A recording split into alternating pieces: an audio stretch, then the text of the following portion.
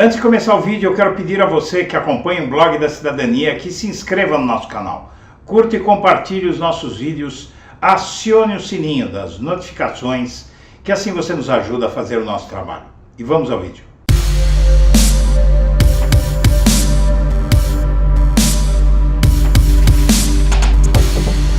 Bom dia, senhoras e senhores. Hoje é 18 de junho de 2023, são 8 horas da manhã.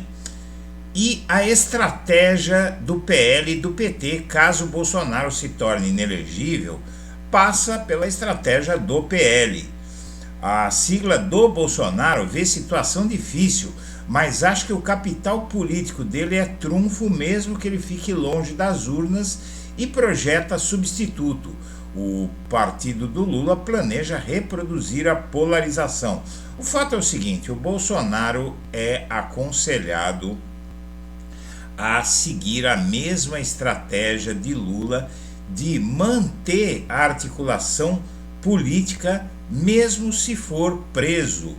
Na verdade, o Bolsonaro vai imitar o que aconteceu com Lula quando ele foi preso e vai continuar se atuando como uma espécie de mentor político, né? Vai tentar reproduzir a ascendência de Lula na política, mesmo estando atrás das grades.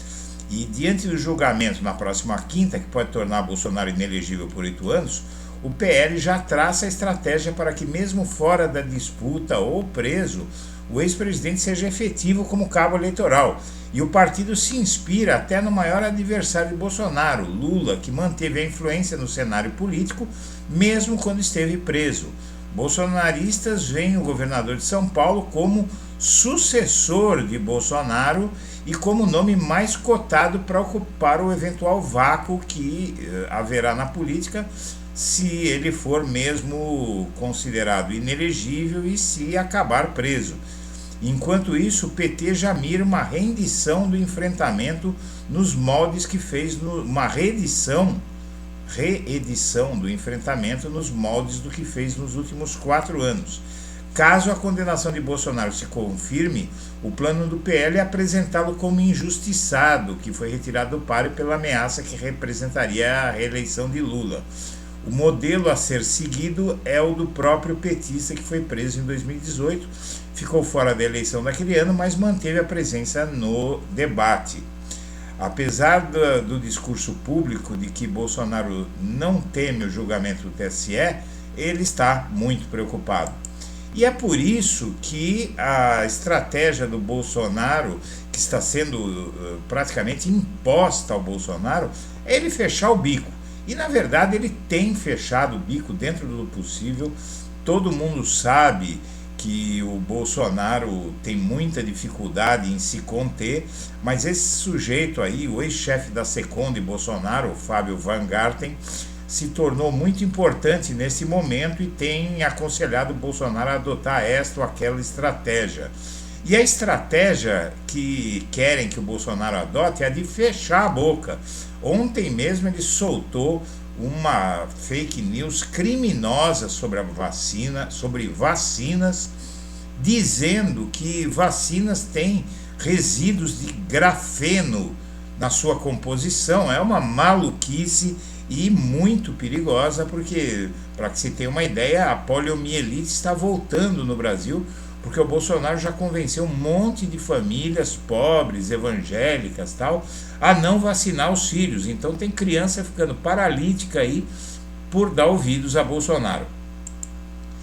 E absolutamente terríveis são as impressões de Elisiane Gama, relatora da CPMI do golpe, sobre conversas de Cid e o tal Jean Lavan, coronel golpista. Com a CPMI em curso, a relatora avalia o andamento dos trabalhos e comenta sobre as próximas oitivas, e ela qualificou as tramas para golpe de Estado absolutamente terríveis e parece disposta aí às últimas consequências. Especialistas desmentem nova fake news de Bolsonaro, vacinas com grafeno. Veja que apesar de quererem que ele cale a boca, ele tem uma dificuldade muito grande em se manter de bico fechado e praticamente parece que ele não sobrevive se não mentir, se não espalhar alguma loucura por aí. Após ele voltar a espalhar notícias falsas sobre vacinas, especialistas garantem a segurança dos imunizantes.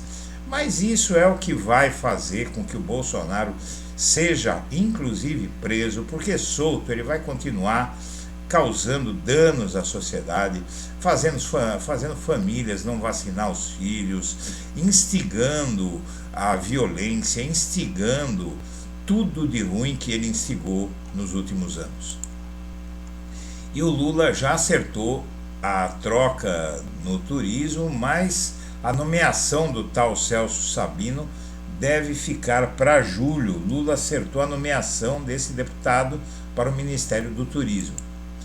E o Bolsa Família vai ter rendimento, passa a ter rendimento médio de R$ 705, ou seja, é um valor que vai ficar perene na mão do trabalhador, dos beneficiários, e que deve fazer com que a popularidade do governo melhore bastante entre as camadas mais pobres, que é basicamente o que aconteceu nos governos anteriores. A popularidade do Lula, ela vinha de baixo para cima, e com isso ele se tornou o presidente mais bem avaliado da história do Brasil. E o governo recebe uma mega pesquisa, que é quase um mini censo, uma pesquisa que vai guiar os passos do governo na comunicação. O Lula recebeu na semana passada uma mega pesquisa de opinião que vai balizar sua estratégia com 22 mil entrevistas domiciliares, algo como 10 vezes mais que o normal de uma pesquisa feita de forma presencial, que dá aí mais ou menos 2 mil entrevistas. Na SECOM, o levantamento foi apelidado de mini censo. Não será, aliás, a única pesquisa, outras já foram pedidas. O Lula está disposto a entender a situação política no Brasil. E deputados da base iniciam corrida antecipada pela sucessão de Lira na Câmara. E isso está acontecendo 1 ano e meio antes. Além disso, Roberto Jefferson está passando por exames psiquiátricos. O sujeito está bastante debilitado, emagreceu 17 quilos e está fazendo esses exames psiquiátricos para ver a condição de mantê-lo em um hospital particular ou num hospício mesmo, né? Falando português, claro, porque realmente a cabeça desse homem parece ter problemas sérios. E o Rui Costa, há uma conspiração em curso contra o Rui Costa, ministro da Casa Civil do Lula, para substituí-lo, mas tem que combinar com quem decide, que é o Lula, e tem uma grande confiança no Rui Costa. Senhoras e senhores, nós agradecemos a atenção e estaremos de volta ao meio-dia.